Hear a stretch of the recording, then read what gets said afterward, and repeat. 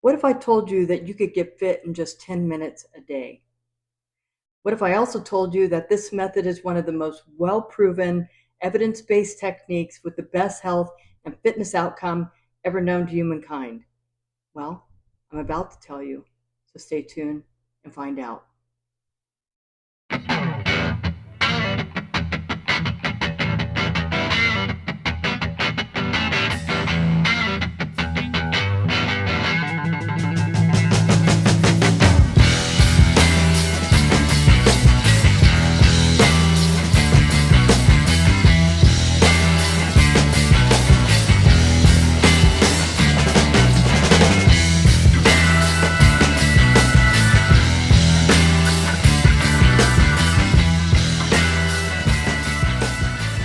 Welcome to the Controversial Truth, where we bring you content on health and medical science that nobody would ever tell you until now.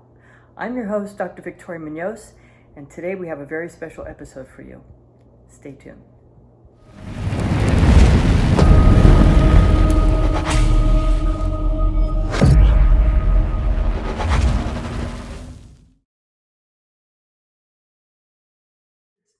So, hey guys, I'm here to tell you that spending hours of your day working out is not the most effective way of losing fat, building muscle, or getting that amazing physique.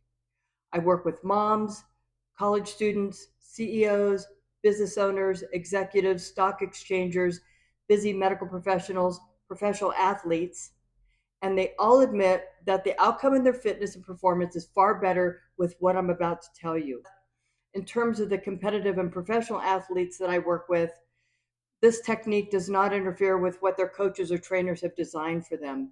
In fact, I work with a number of trainers and coaches who have turned to me to help their athletes improve both performance and fitness.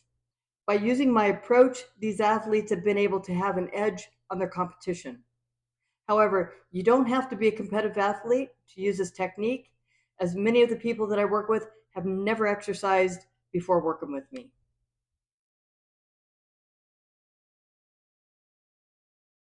Allow me to introduce myself. I am Dr. Victoria Munoz. I am a naturopathic medical doctor who specializes in regenerative medicine, metabolic health, and athletic performance. I work with athletes and non athletes alike, and my patients are getting results. So, if your goal is to lose weight or just get past that last 5 pounds of stubborn belly fat, this is for you. You can use this technique, and I highly recommend it if you want to gain weight, namely lean muscle mass. I have designed an entire program to optimize my patients and bring them into a state of optimal health and fitness. Therefore, hiring me as your doctor is probably not a bad idea. However, you can start with just doing this one thing.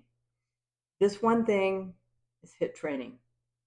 Without changing anything else, incorporating HIIT into your weekly routine will get you results.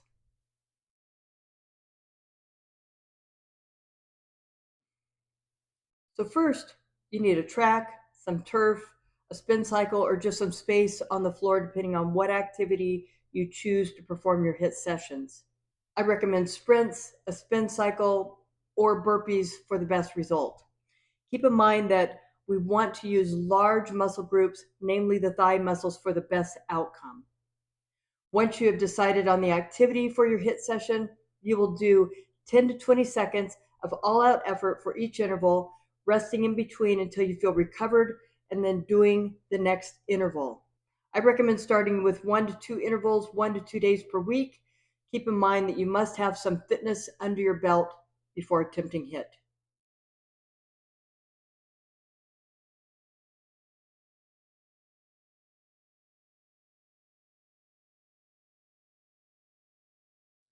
If you've never exercised before or it's been a while, I recommend that you start with walking, then light weight workouts, and then increasing from there until you feel it's safe to incorporate HIIT into your weekly routine.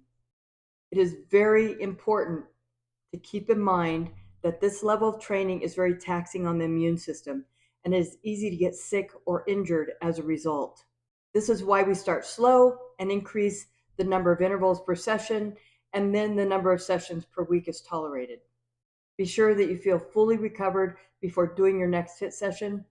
I also recommend changing up the activity that you perform for your HIIT just to keep it interesting, work different muscle groups, and also to prevent injury.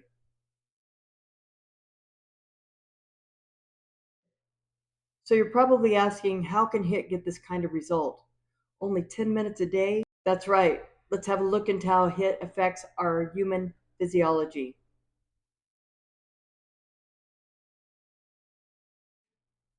When the body moves in all-out brief intervals, it will build muscle to get stronger. This is because it thinks it needs to perform this activity over and over again.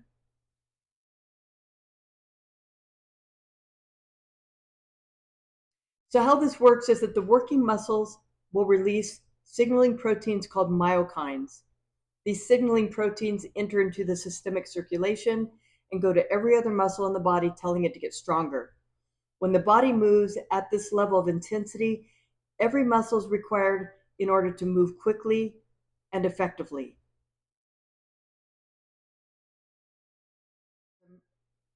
This is essentially a survival mechanism to ensure survival of the species.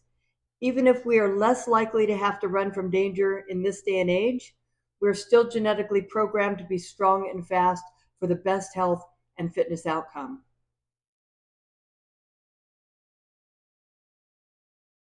So why such short intervals? Well, after 10 to 20 seconds of all-out effort, the cell uses all its stored ATP. Now keep in mind that ATP is our energy source. As we take a few seconds to recover between intervals, we can restore the cellular ATP and can perform this effort again and again. The more conditioned you become, the faster you get, and the more quickly you will recover.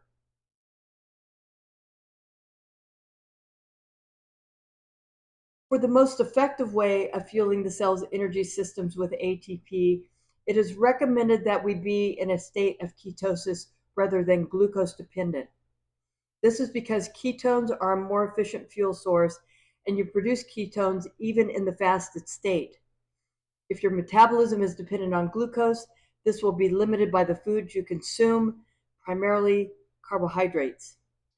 In order to achieve this, I recommend a ketogenic diet of less than 20 grams of carbohydrates per day. Go back and watch my videos on the carnivore diet to learn more. Once you are in ketosis, your energy and drive will increase exponentially. Another benefit to a ketogenic diet is that it boosts the immune system. This is because when we increase cholesterol, namely LDL, our immune function improves. There are ways to know if this increase in LDL is healthy or unhealthy. And I do this with my patients through my health optimization program and monitoring blood work. The reason HIIT or anaerobic training is preferred over cardio or aerobic activity is because of its profound effect on visceral fat. When we move in an all-out brief effort, the body gets stronger and does not see a need to store fat for fuel. On the contrary, when performing cardio activities, long, slow effort, the body thinks it needs to conserve fuel and will store that energy as fat. This fat is stored in part as visceral fat. Go back and watch my video on visceral fat, why should I be concerned?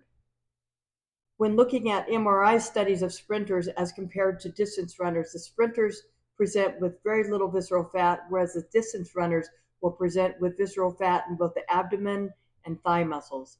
This proves that we are genetically designed to move quickly and efficiently. Check out my video on HIIT for ultimate health and fitness. So now we're going to watch some clips from one of my recent HIIT sessions.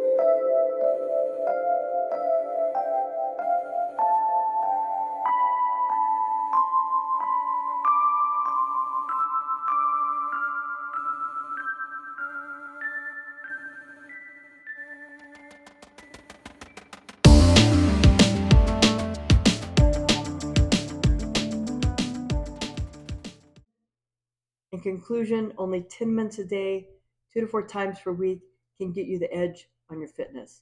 There's no pill, potion, or magic supplement that will get you what just 10 minutes of HIIT training a day can do for you. I'm Dr. Victoria Munoz. Until next time, take care.